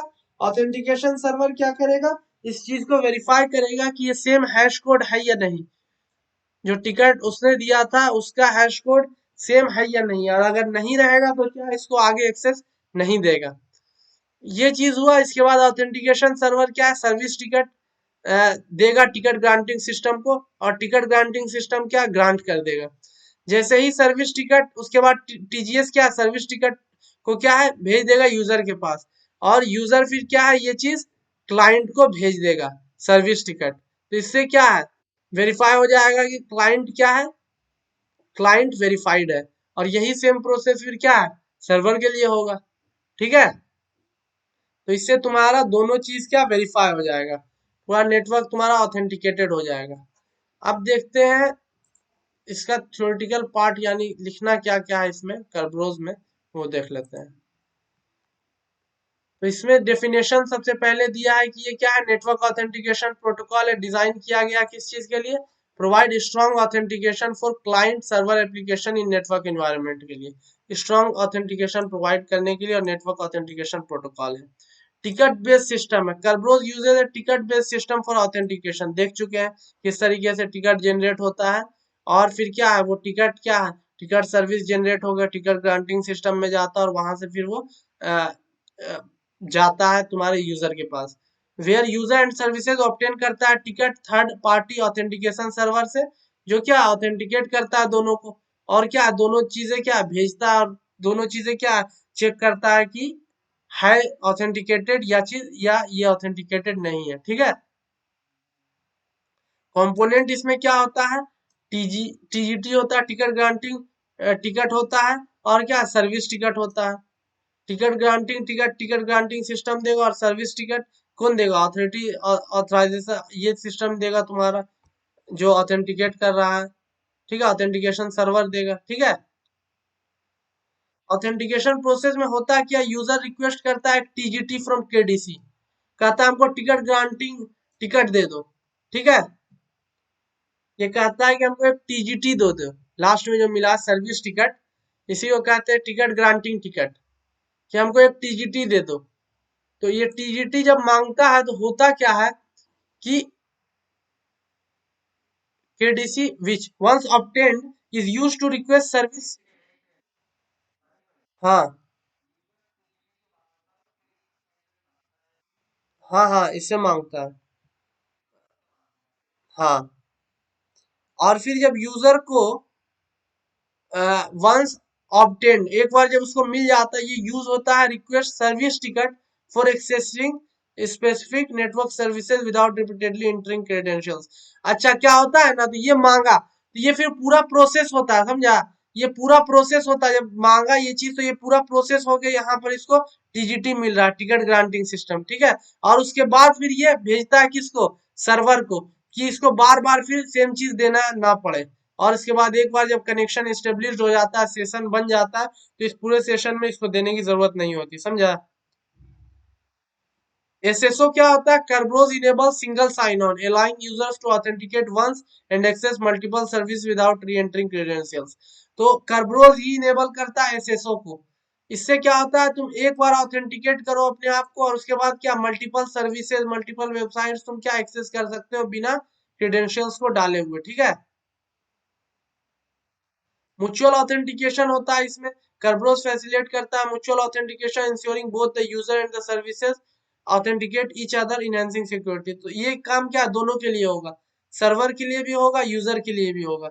सर्वर से अगर कुछ तुमको चाहिए तो क्या है, तुम यूजर को अपना ऑथेंटिकेशन देना पड़ेगा, और सर्वर कुछ भेज रहा होगा या सर्वर कुछ आस्क कर रहा होगा यूजर से, तब क्या सर्वर को अपना ऑथेंटिकेशन ये करना पड़ेगा, शो करना पड़ेगा। टिकट एक्सपायर भी होता है और रिन्यू भी होता है। Ticket have limited validity period, users can renew ticket during the period without री ऑथेंटिकेटिंग, इंप्रूविंग यूजर एक्सपीरियंस। अब क्या रिन्यू कर सकता है टिकट उसी वैलिडिटी पीरियड में, जिससे क्या है उसे पूरे प्रोसेस से जाना ना पड़े। अब प्रिवेंट किस तरीके से करेंगे, टिकट का रीयूज ना हो। कर्ब्रोस क्या इंप्लॉय करता है, nonce and timestamp.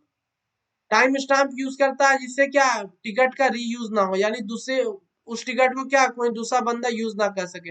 Time stamp से क्या होता है कि हम 10 मिनट के लिए दिए तुमको ये टिकट, अब इस 10 मिनट के बाद अगले दिन तुम इसको अब यूज नहीं कर सकते हो चाहे तो, या अटैक के थ्रू तुम ये यूज इसको नहीं कर सकते हो। इनहेंस करता है सिक्योरिटी ऑफ ऑथेंटिकेशन प्रोसेस।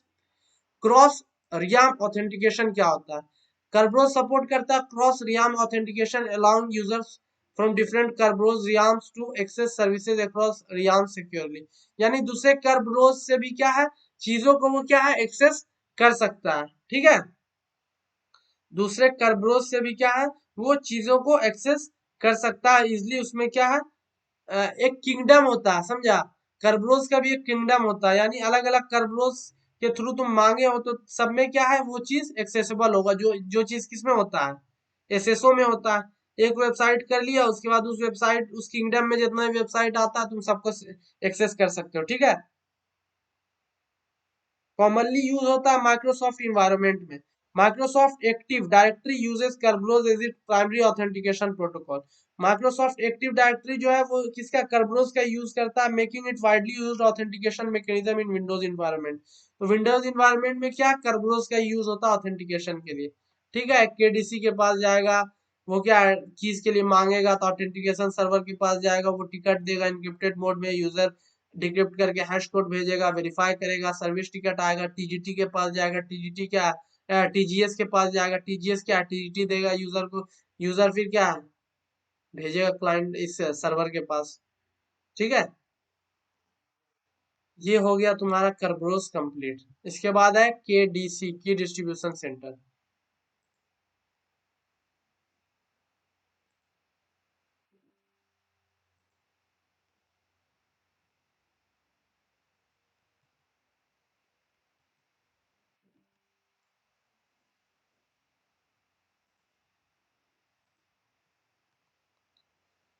की डिस्ट्रीब्यूशन जो सेंटर होता है वो होता क्या पहले इससे समझ लो। तो की डिस्ट्रीब्यूशन सेंटर क्या फंडामेंटल कंपोनेंट है नेटवर्क सिक्योरिटी का।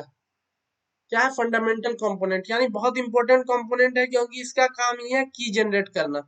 होता क्या है ये देखो, सबसे पहले एक बंदा है ए, इसका नाम रख दिया हमने ए, और इसका नाम रख दिया बी। ए कहता है कि हमको बी से बात करना है, तो कोई बंदा भी मुंह उठा के बी से बात थोड़ी जो कर सकता है। उसके लिए क्या है, इसको क्या है लेना पड़ेगा, बी से भी क्या है परमिशन लेना पड़ेगा कि बी भी उससे बात करना चाहता है या नहीं। और अगर दोनों बात करना चाहता है तब क्या उनके बीच में कनेक्शन स्टेब्लिश होगी, अदरवाइज क्या नहीं होगा।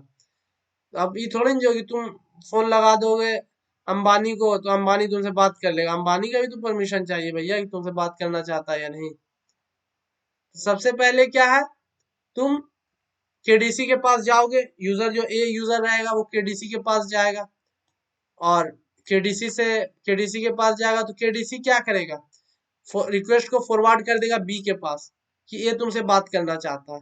थर्ड स्टेप क्या होगा, थर्ड स्टेप होगा ए कंफर्म कर सकता है तो ये क्या ये प्रोसेस आगे बढ़ेगा, और क्या अगर यहाँ पर रिवोक कर देगा कैंसिल कर देगा तो क्या यहीं पर खत्म हो जाएगा मामला। थर्ड पे अगर कंफर्म किया तो फोर्थ में क्या होता है, केडीसी के पास क्या पहले से ए का की अवेलेबल रहता है। जब तुम बात करना चाहते हो उसी टाइम क्या है, तुम अपना पब्लिक की भेज चुके होते हो किसको, केडीसी को, कि इस चीज को। ओके ठीक है, रुके हुए हैं। दो बंदे अगर बात करना चाहते हैं तो पहला स्टेप स्टार्ट होगा request to talk with B से। अपना रिक्वेस्ट ये अपना रिक्वेस्ट देगा, ठीक है। ये रिक्वेस्ट देगा कि मैं तुमसे बात करना चाहता हूँ बी से, तो केडीसी के पास इसका पब्लिक की पहले से चला जाएगा। अगर वो कंफर्म करेगा तो इस पब्लिक की को फॉरवर्ड किया जाएगा बी के पास, और अगर कैंसिल कर देता है रिक्वेस्ट बी तो ये केडीसी के पास ही रह जाएगा। केडीसी फिर बाद में क्या है, इसको डंप कर देगा यानी डिलीट कर देगा। दूसरा स्टेप क्या होता है, इसके बी के पास जाएगा ये चीज कि ये तुमसे बात करना चाहता है। बी कंफर्म कर देता है अगर, तो इसके पास जो पब्लिक की अवेलेबल था केडीसी के पास, ये क्या है, अपना पब्लिक की को इसको फॉरवर्ड कर देगा बी को, ए वाला पब्लिक की। और उसके बाद फिफ्थ स्टेप में ये होगा बी का पब्लिक की जो रहेगा वो ए को मिल जाएगा, और फिर इनके बीच में कनेक्शन स्टेब्लिश्ड हो जाएगा। सेशन की क्या होता है, टेम्पोररी हैश वैल्यू होता है जो change over the period of time पे क्या है, ये चीज चेंज होते रहता है सेशन की। अब कह रहा है जो केडीसी होता है, serve as a centralized authentication server that manages and distribute cryptographic keys for secure communication. ये क्या है, सेंट्रलाइज्ड ऑथेंटिकेशन सर्वर होता है जो मैनेज करता है और डिस्ट्रीब्यूट करता है क्रिप्टोग्राफिक कीज को। किस चीज के लिए, कि कम्युनिकेशन क्या सिक्योर हो। कॉमनली एसोसिएट किया जाता है कर्बरोस प्रोटोकॉल के साथ ही, उसी में ज्यादातर ये यूज होता है। Widely use network authentication protocol जो है कर्बरोस, जो इनेबल करता है secure communication over non secure network. जो क्या है, कम्युनिकेशन को सिक्योर करता है। अगर तुम्हारा नेटवर्क नॉन सिक्योर है तो उसमें कम्युनिकेशन को सिक्योर करने का काम करता है। की जनरेशन एंड डिस्ट्रीब्यूशन इसमें किस तरीके से होता है, तो KDC generate and distribute session की। ये जनरेट और डिस्ट्रीब्यूट क्या करता है, सेशन की जनरेट करता है एंटिटीज को। यानी जो भी एंटिटी हो, यहाँ पर एंटिटी हमारे लिए क्या है, हमारे लिए एंटिटी है क्लाइंट और server. With in the network, जो भी नेटवर्क में एंटिटी हो, क्लाइंट और server allowing secure connection without any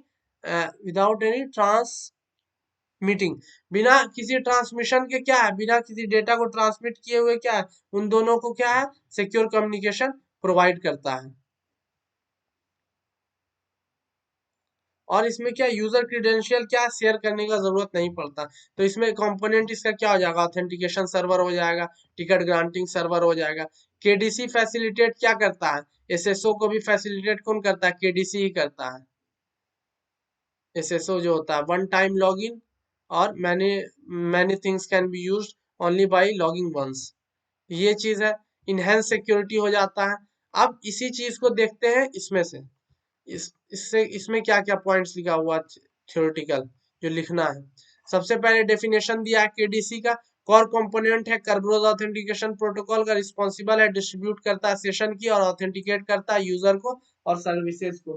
ठीक है, कंपोनेंट ऑफ केडीसी में क्या आएगा, दो मेन कंपोनेंट होता है, ऑथेंटिकेशन सर्वर और क्या है, ticket granting server, TGS.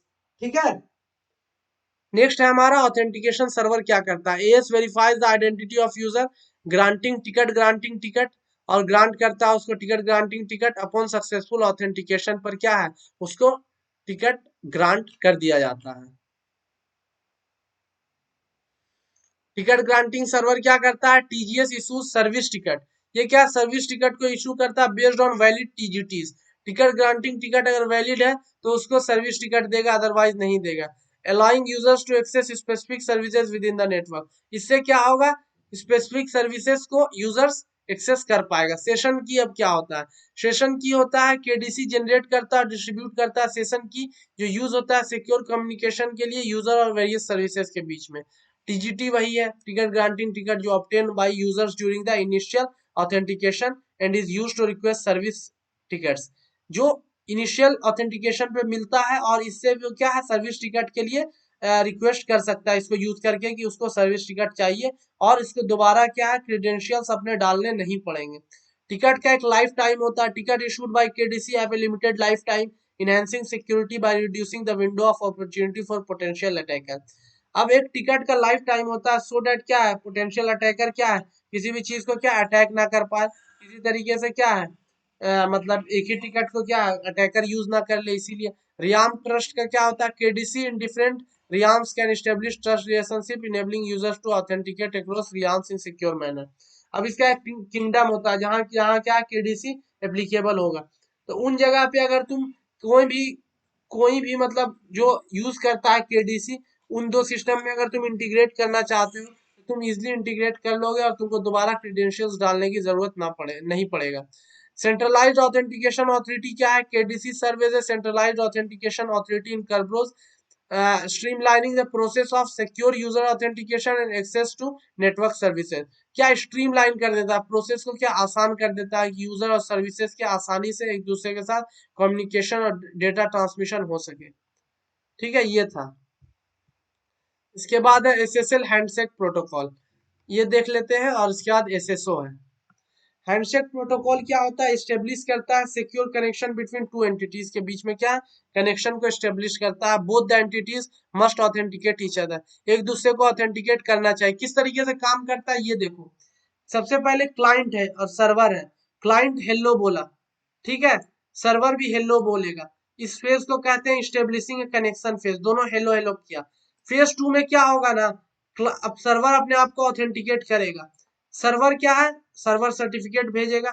Certificate क्या होता है? ऑथेंटिकेशन होता है, जो क्या है अथॉरिटी को सर्टिफाई, सर्टिफिकेट अथॉरिटी क्या इशू करती है सर्टिफिकेट, इसको ट्रस्ट किया जा सके। तो सर्वर सर्टिफिकेट भेजेगा जिससे क्या यूजर इसको वेरीफाई कर पाए, ऑथेंटिकेट आइडेंटिफाई कर पाए कि हाँ ये वैलिड है या नहीं। और क्लाइंट सर्टिफिकेट रिक्वेस्ट करेगा, यानी क्लाइंट से सर्टिफिकेट का रिक्वेस्ट करेगा कि तुम भी भाई अपना सर्टिफिकेट हमको भेजो। और सर्वर की एक्सचेंज करेगा, उसके पास जो की रहेगा उसको क्या है एक्सचेंज करेगा अपना, जो भी उसके पास की रहेगा वो चीज क्या है क्लाइंट को देगा। तो यहाँ पर सर्वर का हेलो डन हो जाता है। क्लाइंट क्या करेगा? अपना सर्टिफिकेट भेजेगा और अपना की एक्सचेंज करेगा। तो जो फेज टू था इसको कहते हैं server authentication and key exchange, और तीसरा जो था उसको कहते हैं client authentication and key exchange. तो थर्ड भी हमारा हो गया। फोर्थ वाले में चेंज साइफर स्पेक फिनिश्ड, और change cipher spec finished server handshake finished. ये अपना चेंज साइफर स्पेसिफिकेशन फिनिश करेगा, क्लाइंट भेजेगा ये चीज, ये कि उसने क्या अपना साइफर स्पेसिफिकेशन चेंज कर दिया है, कि काम इसका खत्म हो चुका है। उसके बाद क्या क्लाइंट भी ये जो तुम्हारा सर्वर रहेगा वो भी इस चीज को भेजेगा, और यहाँ पर क्या हैंडशेक फिनिश हो जाएगा। तो ये पूरा था फाइनलाइजिंग फेज। इसमें यही होता है, पहले स्टेप में क्या स्टेब्लिशिंग कनेक्शन, दोनों हेलो बोला, ये भी हेलो बोला।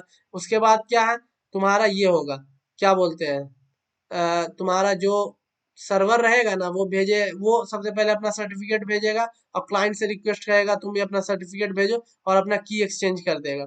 यहाँ पर फिर क्लाइंट क्या करेगा, जो क्लाइंट रहेगा वो अपना भेजेगा, ये क्या बोलते हैं वो अपना भेजेगा तुम्हारा सर्टिफिकेट वो भेजेगा और अपना की एक्सचेंज करेगा, ये हो गया। उसके बाद चेंज स्पेसिफिकेशन साइफर फिनिश करेगा सबसे पहले यूजर, उसके बाद क्लाइंट भी करेगा फिनिश, और यहाँ पर हैंडशेक क्या कंप्लीट हो जाता है, हैंडशेक फिनिश हो जाता है यहाँ पर। ठीक है, तो इसमें जाता क्या क्या है? जो पहला स्टेप होता है स्टेब्लिशिंग ए कनेक्शन वाला फेज वन, उसमें जाता है तुम्हारा एसएसएल वर्जन जाता है, सेशन आईडी जाता है, साइफर सूट जाता है, और कंप्रेशन मेथड जाता है। कंप्रेशन मेथड इसमें जाता है, हाँ कंप्रेशन मेथड जाता है। एसएसओ होता क्या है? एसएसओ होता है सिंगल साइन ऑन।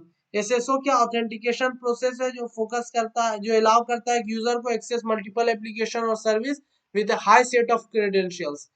क्या है? एक बार लॉगिन करो और क्या मल्टीपल चीजों को तुम एक्सेस कर सकते हो। हाई सेट ऑफ क्रेडेंशियल्स यानी बहुत चीजों को एक्सेस करने का ये तुमको एक्सेस दे देता है।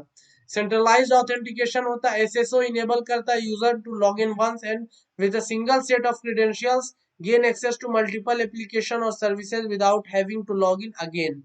बिना लॉगिन किए हुए यूजर को कन्वीनियंस इससे होता है, क्रॉस प्लेटफॉर्म एक्सेस, बहुत सारे प्लेटफॉर्म को तुम एक्सेस कर सकते हो। अदर देन दैट सिक्योरिटी का बेनिफिट होता है, तुम क्या तुमको बार बार बहुत सारे पासवर्ड याद करने की जरूरत नहीं। फेडरेटेड आइडेंटिटी तुम्हारा रहता है, टोकन बेस्ड ऑथेंटिकेशन होता है, एक टोकन मिलता है उससे क्या तुम ऑथेंटिकेट अपने आप को करते हो। सेशन को मैनेज कर सकते हो एसएसओ के थ्रू, एक बार सेशन बना तभी तुम, एक सेशन जब क्रिएट हुआ ना एसएसओ में तभी तुम मल्टीपल एक्टिव सर्विसेज को ये कर सकते हो, यूज कर सकते हो। जैसे ही सेशन खत्म, सब खत्म, उसके बाद एक भी करने के लिए तुमको पूरा क्रीडेंशियल डालना पड़ेगा, दूसरे के लिए फिर दूसरा डालना पड़ेगा, अनटिल अनलेस तुम क्या एसएसओ में लॉग इन ना कर लो। इंटरप्राइज इंटीग्रेशन, आपको इंटरप्राइज इंटीग्रेट कर लिया, उसका जितना एप्लीकेशन है एक एसएसओ सबको तुम ये कर सकते हो, क्या कर सकते हो, सबको तुम एक्सेस कर सकते हो। चैलेंज एंड कंसिडरेशन, इसमें क्या, सिंगल पॉइंट फेल्योर, अगर एक जगह गलती हो गया, वहां से एसएसओ में किसी को एक्सेस तुम दे दिए, तब क्या वो हर चीज को उसका एक्सेस कर सकता है। कंपेटिबिलिटी इशू क्या होता है, कंपेटिबिलिटी इशू में ये होता है ना कि कंपेटिबल है या नहीं, अब सब ऐप कंपेटिबल है नहीं एसएसओ में, नहीं है कंपेटिबल तो भाई तुम्हारा प्रॉब्लम है। हाँ, एसएसओ में होता क्या है ना, एसएसओ में होता है one time login and multiple time usages, यानी मल्टीपल चीजों को तुम एक्सेस कर सकते हो एसएसओ के थ्रू, समझा। एक बार बस लॉगिन करना है, उससे तुम मल्टीपल चीजें क्या है एक्सेस कर सकते हो, ये होता है एसएसओ में। तो इसमें क्या होता है ना, इससे तुमको बहुत बेनिफिट मिलता है। बेनिफिट किस तरीके का, कि तुम्हारा टाइम सेव होता है, एक सेशन से तुम हर चीज कर सकते हो। और यहाँ पर देखो लिखा हुआ, multiple application services with a high high set of credential से तुम कर सकते हो। और इनेबल करता है log in once with single set of credentials, और मल्टीपल चीज एक्सेस का यूजर को कन्वीनियंस होता है, बार बार पासवर्ड लिखने की जरूरत नहीं, आराम से क्रॉस प्लेटफॉर्म एक्सेस, बहुत सारे प्लेटफॉर्म में आसानी के साथ एक्सेस कर सकता है। सिक्योरिटी बेनिफिट होती है, ना मल्टीपल पासवर्ड बनाना है ना याद करना है। इसके अलावा ना इसमें और भी चीजें होती हैं, जैसे कि तुम्हारा एक इसमें फायदा होता है, फेडरेटेड आइडेंटिटी रहता है, यानी फेडरल रहता है, उसके साथ क्या है, इंटीग्रेटेड रहता है उस चीज के साथ, एसएसओ के साथ। इसके अलावा एक सेकेंड, फेडरेटेड आइडेंटिटी रहता है। अदर देन दैट तुम्हारा सेशन मैनेजमेंट होता है, यानी जब तक वो सेशन चल रहा है तब तक ही क्या है तुम उसको यूज कर सकते हो, ठीक है। जब तक सेशन वो चल रहा है तब तक ही तुम एक्सेस कर सकते हो ऑल चीजों को, उसके अलावा नहीं। इसमें टोकन बेस्ड ऑथेंटिकेशन होता है, ठीक है, टोकन बेस्ड ऑथेंटिकेशन हो गया। इसके अलावा इंटरप्राइज इंटीग्रेशन होता है, कोई कंपनी है वो क्या है अपना जितना भी एप्लीकेशन है उसमें एसएसओ लगा देगी, तो क्या है एक सिंगल क्लिक से सिंगल लॉगिन से तुम हर चीज को एक्सेस कर पाओगे। इसमें चैलेंजेस होते हैं, चैलेंजेस क्या होते हैं ना, सिंगल पॉइंट फेल्योर होता है। सिंगल पॉइंट फेल्योर का मतलब हुआ ना, एक जगह अगर गलती से कोई अननोन बंदा या अनऑथराइज्ड बंदा एक्सेस कर लिया, तब फिर क्या है वो हर चीज को एक्सेस कर पाएगा। इसके अलावा तुम्हारा क्या होता है, कंपेटिबिलिटी इश्यूज होता है, अगर सब एप्लीकेशन क्या है कंपेटिबल नहीं है, तो क्या है तुम उसको नहीं कर पाओगे यूज एसएसओ को, ठीक है, ये चीज होता है। एक चीज इसमें और जो होता है इसमें है वो है पिटफॉल,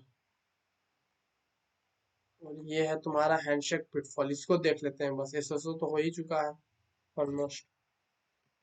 ये हमारा लास्ट टॉपिक और वो है पिटफॉल वाला, ये देख लेते हैं यहाँ पर।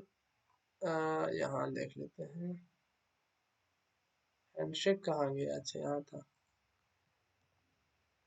ये हमारा सिक्योरिटी हैंडशेक पिटफॉल होता क्या है, सबसे पहले ये देख लेते हैं। Handshake process in which two entities negotiate and establish a secure communication channel. Handshake का सिंपल मतलब होता है कि दो बंदे क्या कम्युनिकेशन चैनल को एस्टेब्लिश करते हैं। Pitfalls refers to common challenges and vulnerabilities in the process. Pitfall कहते हैं जो कॉमन चैलेंजेस आता है इस सिक्योरिटी हैंडशेक में। सिक्योरिटी हैंडशेक तो अभी समझ लिए थे किस तरीके से, हेलो हेलो कहा, क्लाइंट हेलो कहा, सर्वर हेलो कहा, और दोनों बंदे क्या है किस तरीके से, सर्वर अपना जो रहता है वो अपना सर्टिफिकेट भेजता है, क्लाइंट से रिक्वेस्ट करता है कि भाई तुम भी अपना सर्टिफिकेट दो, की एक्सचेंज करता है।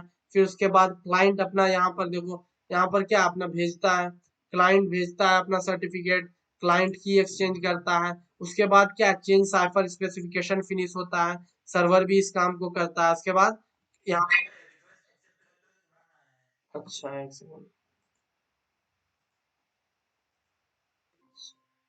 हो गया,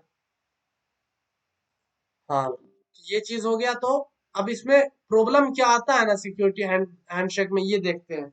man in the middle attack, man in the middle attack तुम्हारा डीईएस जो था ना, data standard encryption, two DES जो डबल डीईएस था, डेटा इंक्रिप्शन स्टैंडर्ड उसमें आता था। Man in the middle attack में क्या कह रहा है, security handshake are susceptible to man in the middle attack where an attacker intercepts and alters communication between the entities during the handshake.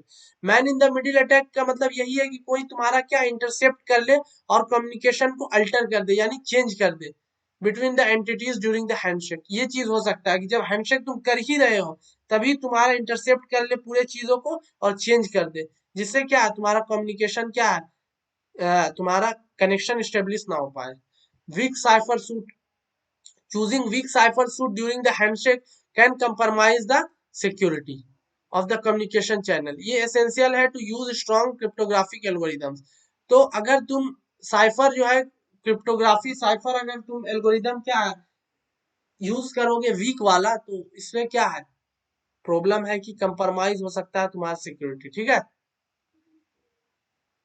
Lack of perfect forward secrecy क्या है, without perfect forward secrecy compromise of long term keys can lead to the decryption of past communication। Implementing forward secrecy helps mitigate the risk। तो forward secrecy का मतलब क्या होता है ना, अगर तुम लॉन्ग टर्म की रखोगे बहुत लंबे लंबे समय के लिए, तो क्या हो सकता है डिक्रिप्शन ऑफ पास्ट कम्युनिकेशन हो सकता है। अटैकर को टाइम मिल जाएगा उतना कि क्या है वो कीज को मतलब यूज करे, और क्या है वो मतलब उसको अटैकर को इतना टाइम मिल जाएगा किसी तरीके से भी क्रैक कर ले और क्या पास्ट कम्युनिकेशन को पढ़ ले। तो परफेक्ट फॉरवर्ड सिक्रेसी का मतलब क्या है कि जो तुम्हारा की का टर्म है उसको शॉर्ट रखो कि दूसरा बंदा उसको ये ना कर पाए, ठीक है, एक्सेस ना कर पाए। इनसिक्योर की एक्सचेंज प्रोटोकॉल का क्या मतलब है, की exchange process is critical in the handshake. Insecure की एक्सचेंज प्रोटोकॉल में expose the system to attacks, emphasizing the importance of secure key exchange mechanism। की एक्सचेंज जो प्रोसेस है बहुत क्रिटिकल है हैंडशेक में, बहुत ही क्रिटिकल यानी बहुत नाजुक है। हल्का सा भी उसमें इनसिक्योर की एक्सचेंज प्रोटोकॉल अगर रहेगा तो वो क्या कर देगा, एक्सपोज कर देगा सिस्टम को अटैक में। तो इनसिक्योर की एक्सचेंज प्रोटोकॉल नहीं यूज करना है बल्कि सिक्योर की एक्सचेंज प्रोटोकॉल यूज करना है, ठीक है। जब की का एक्सचेंज हो रहा हो तो वहां पर सिक्योर की एक्सचेंज प्रोटोकॉल ही यूज करना है। Failure in certificate validation, if the entities involved do not properly validate each other's digital certificate during the handshake, it opens the door to impersonation and unauthorized access। अगर क्या दोनों certificate को सही से validate नहीं करेंगे तो इम्पर्सोनेशन यानी हो सकता है कोई दूसरा बंदा आ जाए अनऑथराइज्ड एक्सेस हो जाए, या फिर क्या है उसको इम्पर्सोनेट कर दे, यानी उसमें क्या है किसी तरीके का भी चेंजेस ला दे या कोई दूसरा बंदा आके क्या टेम्परिंग कर दे। तो सर्टिफिकेट वैलिडेशन क्या है बहुत जरूरी है। उसके बाद है इनसफिशियंट रैंडमनेस इन नॉनसेंस।